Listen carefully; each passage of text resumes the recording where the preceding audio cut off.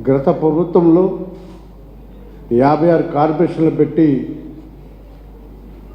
ఒక్కరికి కూడా ఆ కార్పొరేషన్ ద్వారా ఒక లోన్ కానీ లేకపోతే ఆ సామాజిక వర్గానికి కనీసం ఎటువంటి సపోర్ట్ చేసిన పరిస్థితులు కూడా లేవు. ఈరోజు మీరు గుర్తుపెట్టుకోవాలి, కూటమి ప్రభుత్వం వచ్చిన తర్వాత బీసీలకి పూర్వవివరణ తీసుకొచ్చి బడ్జెట్లో కేటాయింపులు దాని నిదర్శనం. బీసీలకి గతంలో ఏవైతే తెలుగుదేశం పార్టీ ఉన్నప్పుడు ఆదరణ ద్వారా చేతి వృత్తుల వారికి కొంత ఫైనాన్షియల్గా సపోర్ట్ చేసి వాళ్ళకి కావాల్సిన పనిముట్లు అందించడము, సెల్ఫ్ ఎంప్లాయ్మెంట్ స్కీమ్ ద్వారా వాళ్ళకి లోన్స్ ఇచ్చి వాళ్ళు సామాజికంగా ఆర్థికంగా ఎదగడానికి సహాయపడడం, ఎన్బిఎఫ్సి ద్వారా కార్ లోన్స్ ఇచ్చి వాళ్ళు ఆర్థికంగా వాళ్ళకి ఎంతో సపోర్ట్గా నిలవడం, ఈ విధంగా ఎన్నో రకాలుగా బీసీలకు చాలా సపోర్ట్ చేస్తున్నటువంటి ఈ కూటమి ప్రభుత్వానికి మనస్ఫూర్తిగా ధన్యవాదాలు తెలియజేస్తూ ఉన్నాం. బీసీల అభ్యున్నతే ఈ రాష్ట్ర అభివృద్ధిగా కూడా మనం భావించాలి. అత్యధిక జనాభా ఉన్నటువంటి బీసీలు అభివృద్ధి జరిగితే అంటే సామాజికంగా కానీ ఆర్థికంగా కానీ ఈ రాష్ట్రం ఆటోమేటిక్గా డెవలప్ అయినట్టుగానే మనందరం కూడా భావించాలి.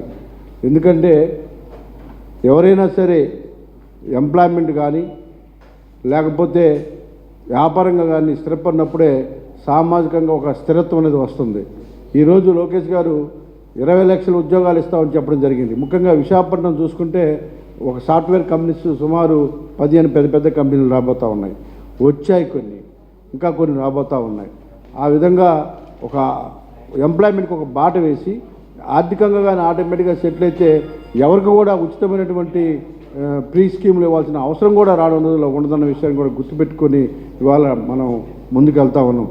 ఒక రకంగా చెప్పాలంటే ఒక సాఫ్ట్వేరే కాదు, మా లాంటి వాళ్ళు అసెంబ్లీలో కూడా టెక్నాలజీని వాడి ఇవాళ అసెంబ్లీలో కూడా టెక్నాలజీ వాడుకొని అంటే మేము కూడా ఎలాగ హాజరవుతున్న ఒక పారదర్శక నిదర్శనంగా ఉండే విధంగా అసెంబ్లీలో కూడా ఇవాళ ఆ టెక్నాలజీని వాడుతూ ఉన్నాం. రానున్న రోజుల్లో గత ప్రభుత్వం ఏదైతే నిర్లక్ష్యం చేసేవో మాటలతో మభ్యపెట్టి ఒక బీసీలనే కాకుండా ఓ పక్క దోపిడీ, ఒక లిక్కర్ దగ్గర నుంచి శాండ్ దగ్గర నుంచి బ్లాక్ మెయిల్ దగ్గర నుంచి ఎటు చూసుకున్న ఒక దోపిడీగా చేసుకొని ఒక రాష్ట్రాన్ని ఒక యూనిట్గా తీసుకొని ఒక రాష్ట్రాన్ని దోచుకునే పరిస్థితుల నుంచి ఇవాళ అభివృద్ధికి బాటలు వేస్తున్నందున ఎంతోమంది ఇన్వెస్టర్లు వచ్చి విశాఖపట్నంతో పాటు రాష్ట్ర నలుమూలలో కూడా ఇన్వెస్ట్ చేయడానికి ముందుకు వస్తూ ఉన్నారు. ఆ రోజు ప్రభుత్వం అయితే ఓన్లీ దాచుకోవడం తప్ప ఇంకా రెండో పరిస్థితులు లేవు.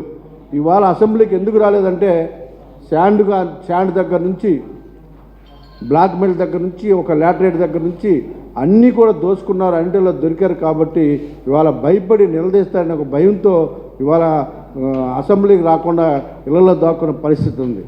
ప్రజలు ఓట్లేసి గెలిపించారు, అయినా ఉపయోగం లేదు. 11 సీట్లతో ఉన్నా కూడా ఇంకా బుద్ధి రాలేదు. సో ఈ విధంగా దోచుకుంటున్నారు కాబట్టి నిలదీస్తారు, మేము పాపాలన్నీ బయటకు అడిగేస్తారని చెప్పేసి భయంతో ఇవాళ ఇళ్లల్లో ఉంటూ ప్యాలెస్కే పరిమితమే తప్ప ధైర్యం చేసి అసెంబ్లీకి వచ్చే పరిస్థితి కూడా లేదన్న విషయాన్ని కూడా మీరు గుర్తుపెట్టుకొని రానున్న రోజుల్లో ఒక అద్భుతమైన టెక్నాలజీతో పాటు అద్భుతమైన పరిపాలన కూడా ఈ రాష్ట్ర ప్రజలు చూడబోతున్నారని మీకు తెలియజేస్తా ఉన్నాం.